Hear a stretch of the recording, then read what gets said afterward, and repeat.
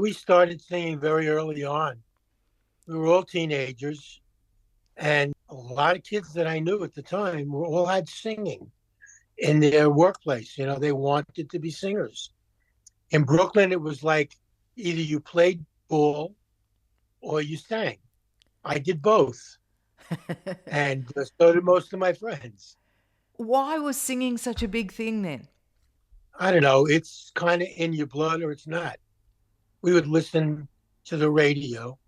Growing up in New York was a big blessing because at the time there was only AM radio, but New York City had a million different stations you could listen to.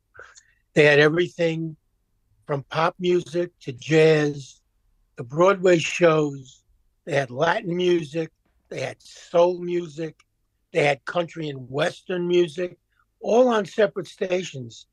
And if you were adventurous and you turned the dial, you got to hear a lot of stuff. And I guess that's what my friends and I all did. We kept turning the dial, listening to different styles of music. And when you're young and you're a kid, you're like a sponge. You kind of soak little bits of each one up. And that's what we did. We kind of sucked all of that Latin beats and even Broadway show tunes that we heard wound up being part of our career. Who were you most influenced by musically? Musically, when we started, there was a group called Frankie Lyman and the Teenagers, and they had a song called Why Do Fools Fall in Love. And they were teenagers, they were little kids, and they were on the Frankie Lane TV show when television was in its early stages. And they wore white cardigan sweaters with a big red T for teenagers on it. And they jumped over a fence and started singing this song. And it made such an impression on me. I went, wow, it's young people singing young music that they created. I want to do that. Then the next thing I heard was the Everly Brothers singing, young guys harmonizing. And then as I got a little older, I heard people like Bobby Darin. And of course, I heard Dion and the Belmonts. And that was it. I was hooked. I just wanted to do that. You were also influenced, I believe, by your sister to a large extent, weren't you? Yes, I had an older sister who was a professional child. She was a singer she took dancing lessons. She took piano lessons. She took vocal lessons. She did modern interpretive dancing. And she taught me how to sing harmony. I was about 5 years old. She was 13.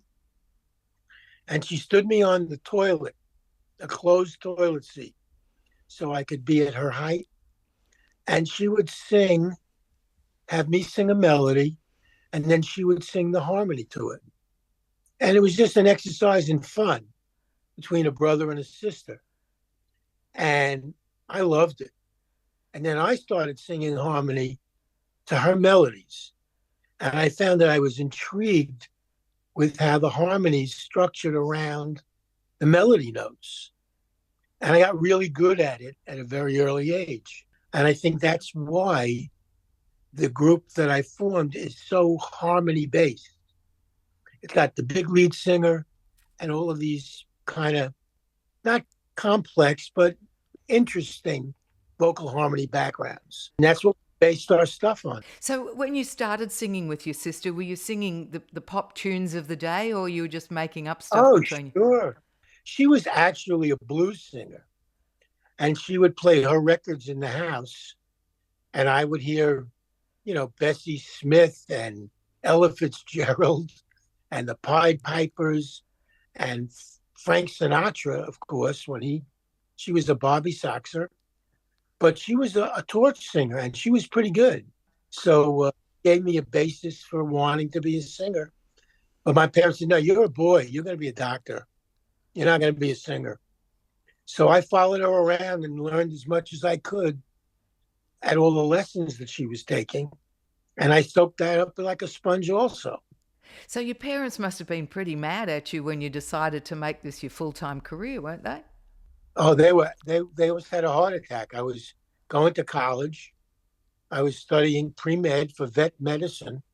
I was going to be a veterinarian, and we had just scored a recording contract. And I was sitting in the cafeteria at Hofstra College, and on the loudspeaker in the cafeteria, I heard the number 3 record in the country, "She Cried" by Jay and the Americans. And I took all my textbooks and I dumped them in the dumpster, right in the garbage, and walked out of college. My mother clutched her heart. My father wanted to beat me mercilessly. Then we got going, and now they wanted me to sign autographs for all their friends.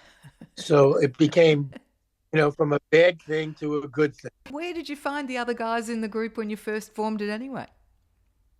Well, I was going to high school and I wanted to have a group, and I held auditions. And I said, anybody that can sing and that knows a little bit about harmony and then has a white dinner jacket, show up at my address at 7 o'clock and audition to be in the group. And everybody wanted to be in a singing group. So like 10 people showed up with white dinner jackets, guys, girls. We whittled it down to 5 or 6 people. So we had a group of like 7. And I tried to work with that, but it got very cumbersome. And I wound up with just 3 people. It was myself, my high school girlfriend, who was the lead singer. Her name was Sidel, and her sister's boyfriend, Kenny. And the 3, we formed a trio named the Harborites. Of course, we lived in Bell Harbor, Queens, and we got a record deal and got played on the radio locally. So we were like a local group in high school. I wrote a song called "Is That Too Much to Ask" that we rehearsed. And Sidel was a piano player and a songwriter, and she had a voice like Cyndi Lauper. And Kenny and I were male sopranos. So we sounded like a girls' group when we sang, the 3 of us. Sidel's voice was the lowest voice in the group. We did this 3-part harmony, and it intrigued a couple of people that, my parents knew some people in the neighborhood who owned a small record label, and they got us an audition, and they loved us, and they signed us and put a record out, which actually got played on the radio, became a local hit. We were celebrities. We were signing autographs. We were doing record hops, and we were the local Rockaway High School band. Then it evolved into an old boys group. Other people we met along the way and formed a boys group, and that became Jay and the Americans. That was an amazing thing. You couldn't plan it. It just happened. How'd you get the name? Well, the people that we signed with were 2 very successful songwriter record producers. They were the hottest guys in the record business. Their names were Jerry Lieber and Mike Stoller. They wrote 100 hit songs and produced 100 hit records for 1 million different artists. Their main groups that they were responsible for were the Drifters and the Coasters. And we loved the Drifters. We thought the Drifters were it. They had the best songs that Jerry and Mike wrote.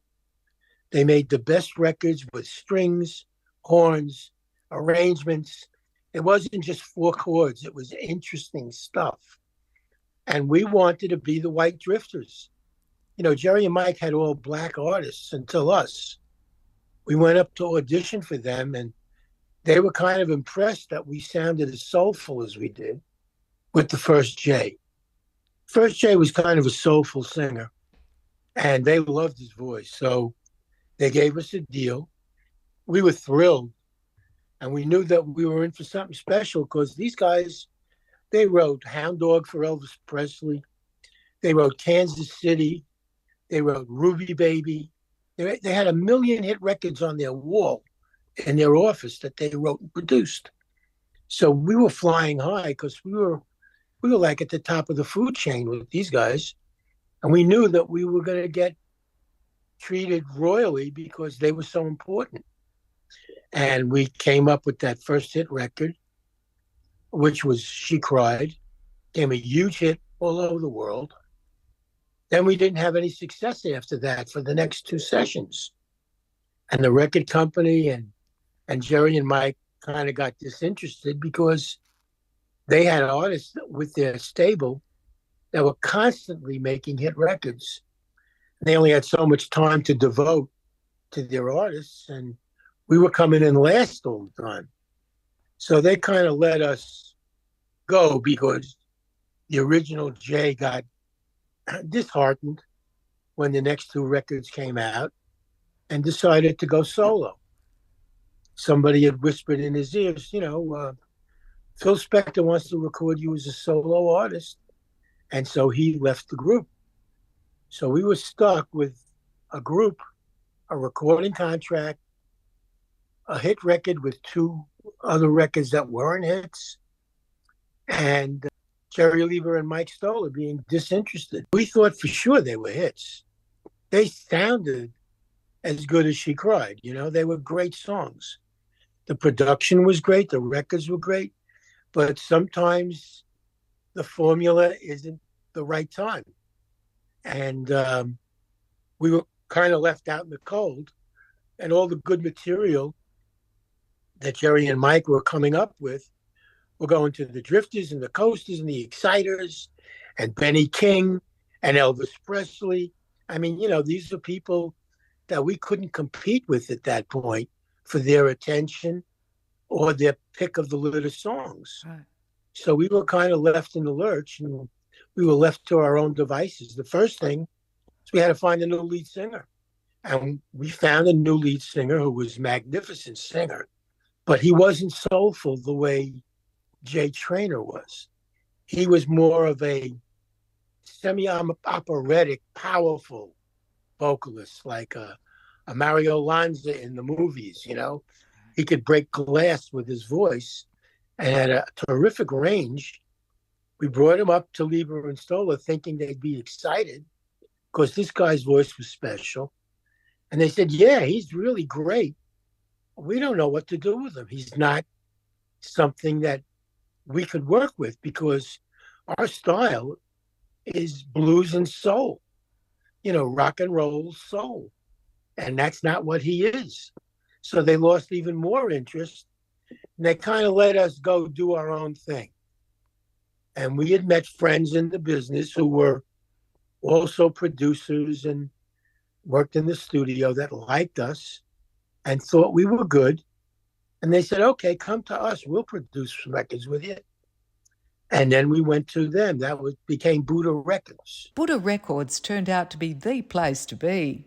They had a lot of artists that became successful. We were among them. We had Come a Little Bit Closer and Let's Lock the Door and Cara Mia and a whole bunch of hits. So we did it without Jerry and Mike. And they acknowledged that fact. And they said, hey, you wouldn't have had those hits if you'd have stayed with us anyway, because that's not material we would have been interested in.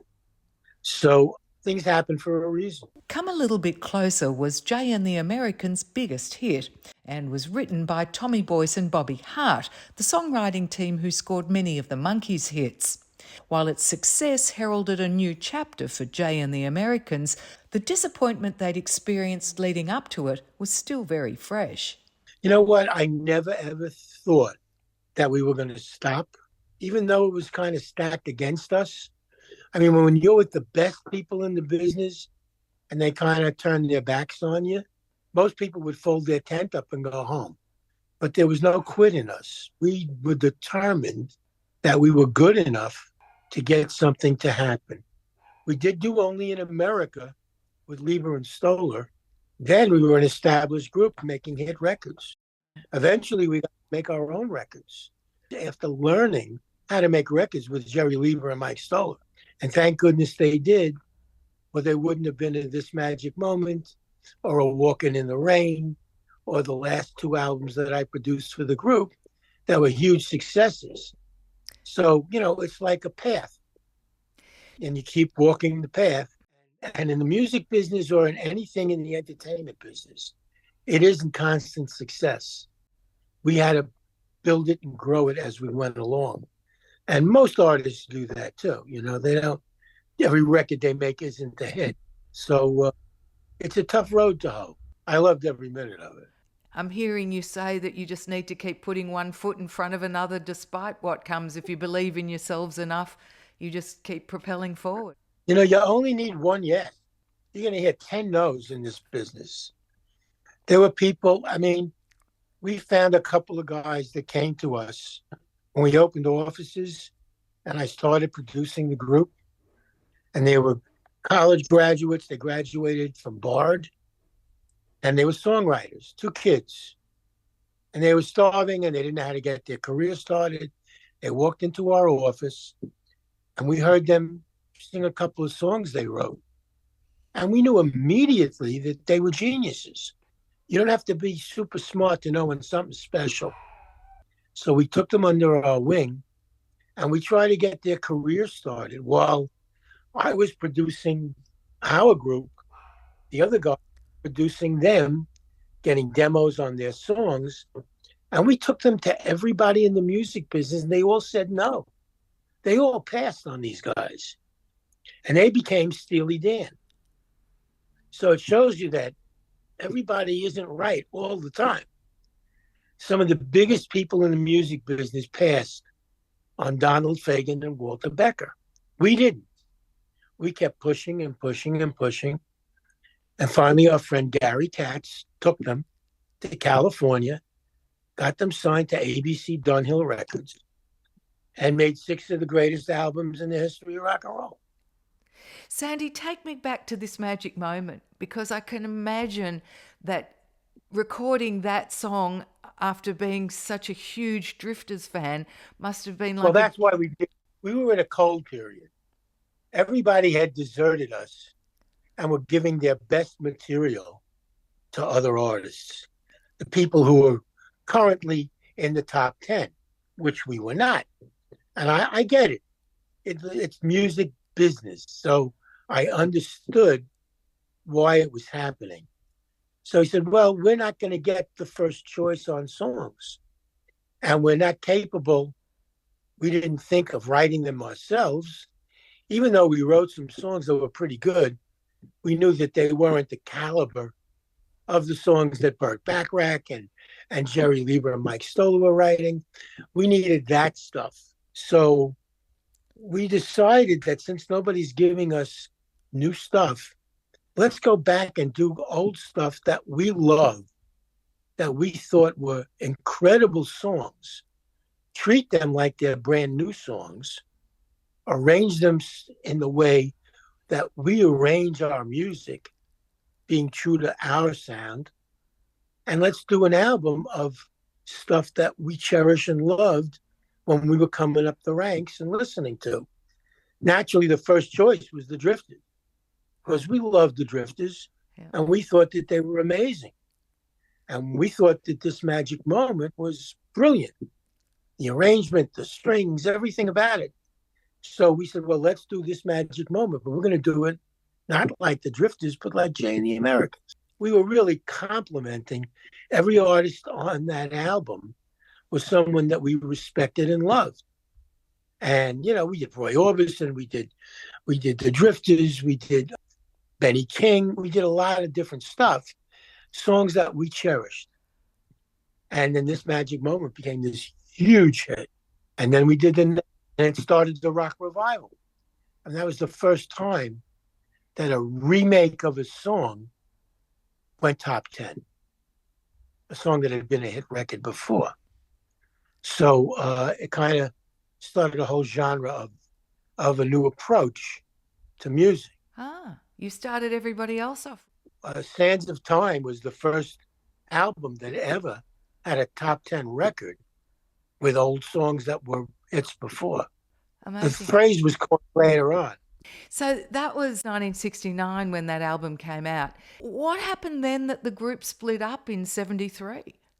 Well, Jay Black, who was the voice, he was the one who replaced the first Jay. He had a big gambling problem, and he lost more money than he earned, and he wound up losing not just his money, but we would go to jobs and the money was gone for all of us because they didn't separate the pay. Pay was made out to Jay and the Americans. He would get his hands on it and it would vanish to his bookmakers. So it started to be a no-win situation for us to continue together. And he was becoming more and more well-known and pushing his brand separate from us. So we saw the handwriting on the wall. We said, see ya, and we left. And then? Well, then I started doing record production for ABC Records. And then I got involved in a Broadway show and it was a huge success. And that became a whole new career for me. And then Jay Black lost more money and had to go bankrupt again. And the federal government wanted to take the name Jay and the Americans from him as an asset and auction it off to recoup the taxes he'd never paid. So I said, wow, this is dangerous because the federal government will sell it to anybody who has the check. And all of a sudden, there'll be 5 young 20-year-old guys in suits saying they're Jay and the Americans if the wrong people buy the name. So my son and I decided to bid on the name to protect the name, never dreaming that we would reform, find a third Jay, and go on the road. I mean, we hadn't done anything like that in 15 years. And my son said, well, you're not going to go back on the road, are you? Be careful what you wish for. And I said, no, I don't think we could ever find another Jay. So when we went to buy the name, some guy in Chicago offered $100,000 to buy the name. So we were bidding against each other at the auction to buy the name. And I said, can I have his name? I'd like to get in touch with him, find out what is he going to do with the name. So I call him up and I say, are you Jay Renke? He said, yeah, that's my name. I said, I'm Sandy Yaguda. He says, it's an honor to talk to you. He knew immediately who I was. I said, well, why are you offering all this money to buy the name? He said, I have a local band in Chicago. I'm the lead singer. And I'm the only guy that can sing Cara Mia in this whole city. And everybody knows it. He says, I do about 6 of your songs in our show. And I figure if I buy the name, we could be Jay and the Americans. And I said, well, you can't because there's a law that's being passed state by state that says it's called the Truth in Music Law. One of the first states the law was passed in and voted on was Illinois. And he said, oh, my goodness. He says, you're right. I'm going to have to withdraw my bid. I said, well, you know what? I'm curious. Are you any good? He said, I'd like to think so. So I call Howie and I say, Howie, you want to take a plane to Chicago with me? He said, sure, why not? So we flew to Chicago that weekend and Jay picks us up at the airport and says, I'll take you to lunch. And we went to lunch. And then he said, we're going to be playing this club tonight. Why don't you come by? I left your names. And he did 6 Jay and the American songs. And Howie and I are looking at each other saying, this guy's got a powerful voice. And then he sang Cara Mia, and the place erupted. I mean, they went crazy in there when he sang that song. I said, you know what, Howie? I think that if we take this guy into a rehearsal hall and we work with him for a couple of months, maybe we could really make him into the third Jay.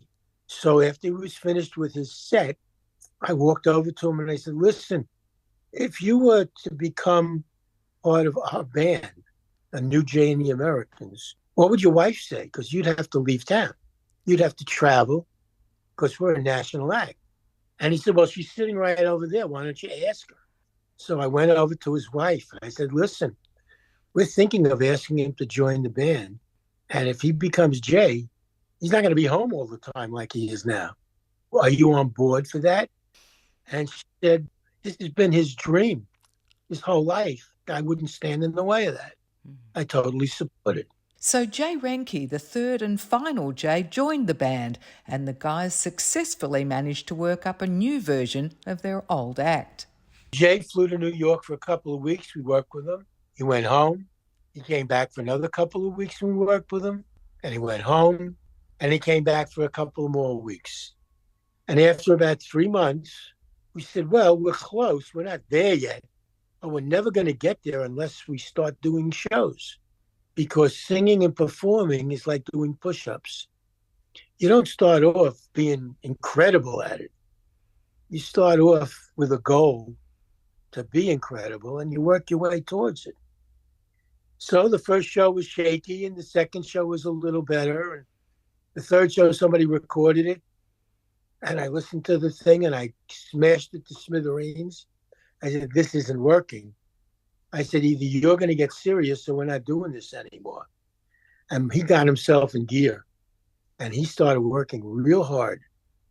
And all of a sudden, the show started getting good. And by the 10th show, we were starting to sound a little like the old Jay and the Americans. By the end of the first 9 months, we sounded pretty good. When you talk about you doing it, because that's exactly what you're doing now, you're back on the road and you're about to head out on a national tour again. Do you have to keep your chops up by rehearsing every day? No, but you keep your chops up by singing. I mean, I sing all the time. I sing with the television. I sing with the radio. I sing with the CD player. You know, there are enough things for me to sing to. If we were off for a while and I want to get my chops back in shape, I put on an Eagles concert and I sing first tenor to every one of those songs. And boy, was that get me in shape in a hurry. So I thank the Eagles for keeping my voice in shape. Which one challenges you the most of the Eagles' repertoire? Oh, all of them. Those guys sing great. Not only did they have two great lead singers, they had some great harmony singers. And I love singing their stuff. There isn't one that I don't enjoy singing. I'm just telling you, I love everyone. I am my biggest fan of Steely Dan, the Eagles, Carole King, and Billy Joel. I mean, that's my go-to playlist. And I can listen to that stuff all day long and sing with it and sing harmonies and make up harmonies and vocalize, and I'm very happy. You telling me that you can sing today just as well as you started out when you were a teenager? I would say so. I'm pretty close. I'm hitting notes that actually as high as I did when I was young. My wife says we sound very young. There are two 83-year-old guys in the group, and we're still singing the way in the same keys, the same vocal parts that we sang when we made the records. So there's something to be said for genetics, and there's something to be said for hard work. Yeah, absolutely. The third Jay you're talking about from Chicago, who now sings with you all Yeah. the time, his name isn't actually Jay, is it? Yeah, it is. It is. The second J wasn't the J. Second J's name was David. And he ended up calling himself Jay from then on. Well, he had to be Jay if he was going to be our lead singer. Yeah, but even once he left the band, he retained the J, didn't he? That's what he was known as. So if he had any popularity at all, it would be as Jay, not David. So he didn't have much choice in that. The first Jay's name was John Trainer. His nickname was Jay because John Trainer's father's name was John. So to have John and John in the same house, they always gave the son a nickname. Right. So Jay Trainer was Jay Trainer. Jay Renke, his father's name was John. Jay's real name was John. But as a kid, he was known as JR or Jay. Gotcha. And that's what he's called by his family. Gotcha. So he was really a Jay all his life. Did it never bother you that having founded the group yourself, that you were one of the Americans and not the Jay, or not the Sandy and the Americans? No, that's strictly an ego trip. I knew that I was a really good singer, but not the caliber of being an extraordinary lead singer. I mean, I can sing with a lot of people, and I do leads in the show, and they're more than adequate. They're pretty good. But to be a J, the way I formulated the group, you have to be an exceptional singer. All three J's are exceptional vocalists, and that's planned that way. You know, this third J is like Roy Orbison, and second J is like Mario Lanza. This J is very reminiscent of Roy or Elvis, that kind of of a sound. The first J was a crooner. He was more of a stylist. He was more of a like a Sinatra, Mel Torme type of a jazz singer, Yeah. but soulful. So each guy has his own strengths, and yet they were all extraordinary. Does it surprise you that audiences today still go for all the old songs like they used to? I mean, you're pulling audiences all ages. Well, the Beatles did that too, you know. I mean, it's universal. Kids gravitate towards great melodies. Young people gravitate. Human beings gravitate towards great melodies, memorable melodies. When I hear a new song, I judge it by its content and the melody. If I can hear a song once and sing most of it back after hearing it once, that's a good song. That's the kind of songs that we chose to record. Whether we wrote them, somebody else wrote them, we picked songs that moved us. You were actually the first band at the time to record a hit song by Neil Diamond, who was at that stage a rookie writer, wasn't he? Yeah, he was a demo guy for a publishing company. He'd write songs and go out and plug them. And he came to the office to plug that song. And we tried to sign him as an artist. And he said, nah, I'm much too shy. I can't get on stage. I just want to write songs. Sandy Deanne, you've seen music change, you've seen so many people come and go, and you've seen so many young people become huge superstars. And you love it just as much today as you did when you first set out, yeah? Yeah, sure. Music is a human language. It speaks to you. Even if you're not a musician, even if you're just a listener or a hummer, somebody that just sings in the car or in the shower, you know, it speaks to your heart. People dance to music. People celebrate music. It's a good feeling for the human soul and psyche. Songs take you to places that nothing else can. Yeah, you're very privileged to have been a part of this industry for so long. Is there one particular favourite that you have? Guys in the group has his favorite song.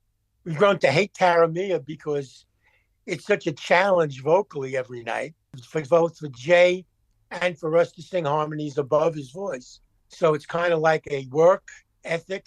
But I think my favorite song is Walking in the Rain. I think that record is as close to a perfect record as we ever made, both in the song itself, the arrangement, the vocal performance, and the mixing and the actual production, which I pat myself on the back for because sometimes you think you're smart, but it's better to be lucky than smart. And I did everything right that time.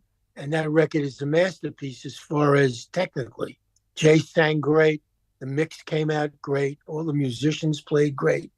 The arrangement was perfect. And of course, the songwriting was superb. Sandy Deanne, thank you so much for sharing your stories and your time with us today. What a delight chatting with you. And I'm envious of all those people all over America who are going to get to see you on this upcoming tour. Continued success and good times for you, because you just personify a happy person who loves what they do. I think it's wonderful. It's a privilege what we do. Like people say, wow, you're such a great guy. You're keeping the music alive. But basically, I think the music is keeping me alive. What a great line. Well, I think we'll go out on that one. Okay. So, all Have the a great best. day.